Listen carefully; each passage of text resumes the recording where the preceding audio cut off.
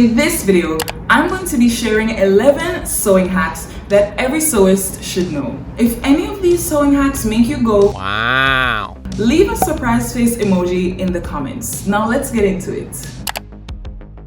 There are many ways that you can store your bobbins, but eventually you'll run out of space. You can turn a hanger into this and store your bobbins on it. You can use the curve at the top to hang it, and the curve at the bottom will stop the bobbins from sliding off. It also looks really cute seeing all the colors lined up like this. The only downside is that if you need one of the bobbins from in the middle, you're gonna have to take all of the other bobbins off to get to it.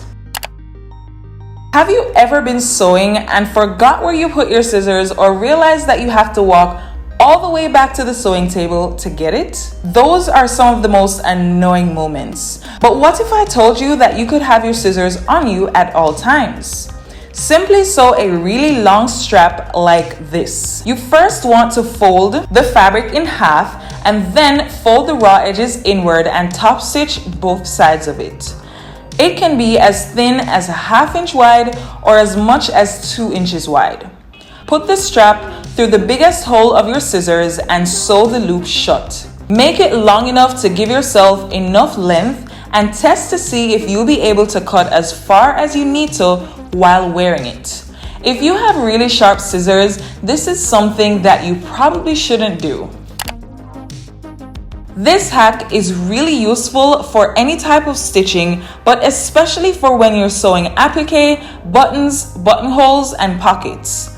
The usual thing to do when you're done stitching is to cut the threads at the top and bottom of the fabric, but stitches can still come loose even with a sewing machine. Instead of just cutting your threads, take them and tie them together 3 times to secure the stitch. You could even use a seam ripper to pull the top threads to the bottom of the fabric and tie them together as many times as possible. Using a seam ripper can take a very long time, and it can be really daunting to think about spending so much time ripping a seam open with a seam ripper. But if you use a razor, you can go much faster. Just be careful so that you don't cut your fabric or accidentally cut yourself. When measuring your body, tie something at the circumference points such as your bust, above your bust, waist, and hip. This will give you an actual line to measure from for each part. This will come in super handy for taking measurements such as your shoulder to waist measurement, your side seam length, above bust to waist, waist to hip, and lots more. Watch this video to learn how to measure yourself. Measuring your body accurately is a very important part of sewing. And if you're pattern drafting without the right measurements, your pattern will be faulty because when you sew the garment, it may fit too small, too big, or a part of it may not fit the way that it should.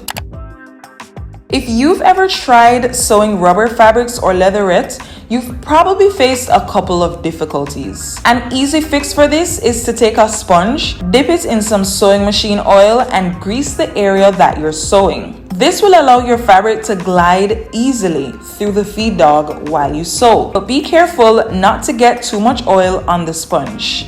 This also isn't limited to sewing machine oil. You can use literally any oil. When you join 2 strips of fabric together like this, it looks very obvious, unnatural, and it can be really bulky if you're about to sew a strap with it. Instead, join them diagonally on the bias. It looks way more natural, and you'll also notice that if you're using fabrics that have a pattern, it will seem like the pattern just continues instead of it looking cut off. If you're liking any of these tips so far, give this video a thumbs up and subscribe for more sewing content.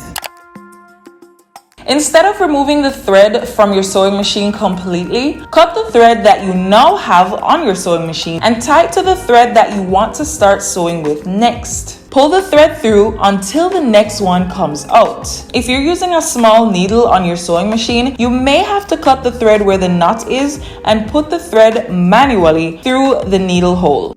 This works perfectly for big needles because you don't have to cut the thread. It just goes through smoothly.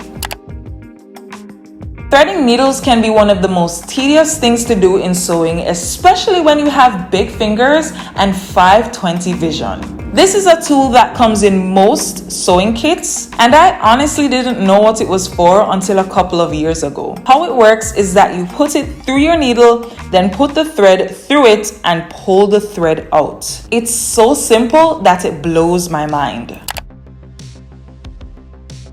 Traditional loop turners are very short in my opinion, and when you need to turn out a really long strap, they may not work as well as you would like.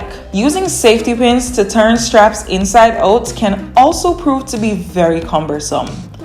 Sometimes the pin will get stuck inside the strap before you even get to the end. So instead, I turned a hanger into a really long loop turner like this. It's much easier because it's long enough to turn any strap inside out, and there's absolutely no way that it can get stuck.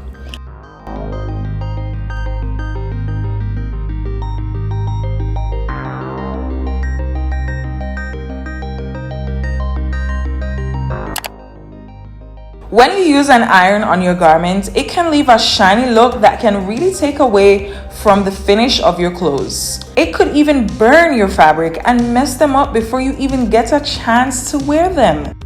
Using a press cloth over your fabric will put a barrier between the fabric and the iron, therefore preventing the previously mentioned mishaps. You can use non-stretch plain cotton fabric for your press cloth and always keep it nearby for quick and easy access.